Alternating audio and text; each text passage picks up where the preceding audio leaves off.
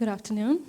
Motherhood is one of the biggest game changer. I think most of you agree with me. It's a totally new life where you have a big responsibility, a child you're supposed to be taking care of for the rest of your life. It's all about love, care, compassion, and a lot of responsibilities, of course. I'm just curious if there are some mothers in the room. Okay, there are some. Thank you for being here. It's a beautiful phase. I think most of you would agree with me. You must have heard from a lot of your friends, family, and colleagues that seeing your child for the first time is the best feeling ever. But it's not true for a lot of people. In India, every hour, 5 women are dying during childbirth or postpartum. They are not able to see the faces of their children, or the children are not able to see their mothers. Children also dying during the birth. If we talk about facts and data, about 0.7 million children are dying during childbirth. It's a very concerning number. This beautiful phase, which we all deserve to enjoy, becomes a crisis situation. It's a trauma which you have to live with for the rest of your life. Since I started with my foundation, I have come across with a lot of women and heard about their stories, what they have been going through, and it sometimes really concerns me, like how the situation can be cured. It's not about treating anymore, it's about curing. And there are so many different kind of situations and so many different kind of problems which are very hard to even address. There are physical issues, there are also mental issues. About 15% of women are facing postpartum depression. And depression is something which cannot be seen.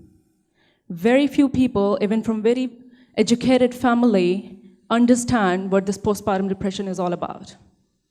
There are men who are very educated, but they see that the women are just dramatizing it just to get the attention from the partners or the families. They do not want to or not even willing to understand what they're going through. If I talk about, I'm blessed that I have come across with a lot of such women, and I'm able to interact with them and hear all about their personal experiences. Some of the stories are just heartbreaking. I have met mothers who are she's just 17, and she has a 3-year-old daughter, and the daughter has a neural damage and cannot be cured for the rest of the life. So even if we want to do something for her, it's just very difficult to even manage because doctors say it's just not possible.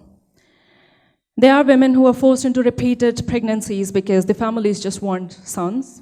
They're just having daughters. Sometimes they have 6 daughters and they are forced into 7th one, hoping for the son. And the girl is not even 25 or 26. She has no strength in her body to even go through that again and again.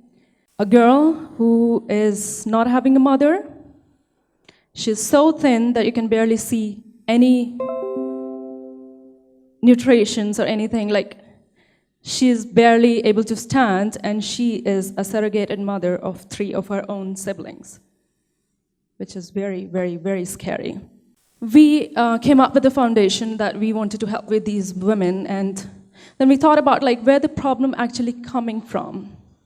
I always felt that being pregnant, giving birth to a child is a very difficult journey, not just during the pregnancy, but also after the delivery. But then I always thought, okay, we have a big support system. What about women who do not have a support system and who are not having any privileges either? How do they manage? These women are not having any support system even from the family. And that made me wonder, like, how can we improve the situation?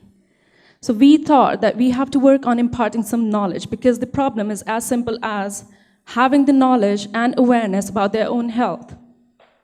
So we come forward to give them knowledge and impart some awareness in them about their own health, make them self-aware. But there are a lot of challenges around that also. We want to come up with a center where these women can come down and gain all sort of knowledge about themselves and about their children, but the family wouldn't support that because they would expect the women to go out and earn. So we have to think of a situation where women are allowed to come to the center and even gain such knowledge, which is one of the biggest factors is actually money. So we have to do something which empowers these women, and instead of they being sent on a construction site, they should be sent to the center. That's where we started thinking of bringing some sort of empowerment or some sort of earning mechanism that while they're learning, they're also earning. That is the model we started working on, and we expect that it would make some impact on these women to not just take care of their own health, but also their children. From the video this morning, we saw that there was a very beautiful quote that all of us are born creative. It's just a matter of retaining it. I think exactly the same about compassion. I feel most of us, all of us, are born with compassion and love. Yesterday, when I flew down to Bangalore, my 1.5-year-old daughter, she was running through the entire plane, and she literally went to each and every passenger to say hello and shook hands with them. And no matter if I wanted to say hello or not, but I really had to smile at each one of them. So that compassion and love, do we retain that? That is a question. And why don't we retain that anymore? Why don't we feel for each other? Why don't we feel for women in the same family? Why don't we feel their pain, what they are going through? It's the situation in the underprivileged family, it's the situation also in the privileged families. We have to feel the pain, we have to feel compassionate and help to uplift each other. And that is the message I want to bring today. That please think, please be there, please support, please bring each other forward and give that support and strength and come forward and do your bit if you can. Be socially aware and be socially responsible, because there are so many issues which needs addressing. And it starts from a very small step which you need to take. It can be as simple as educating your domestic help about her health, about her family's health, and about her own rights.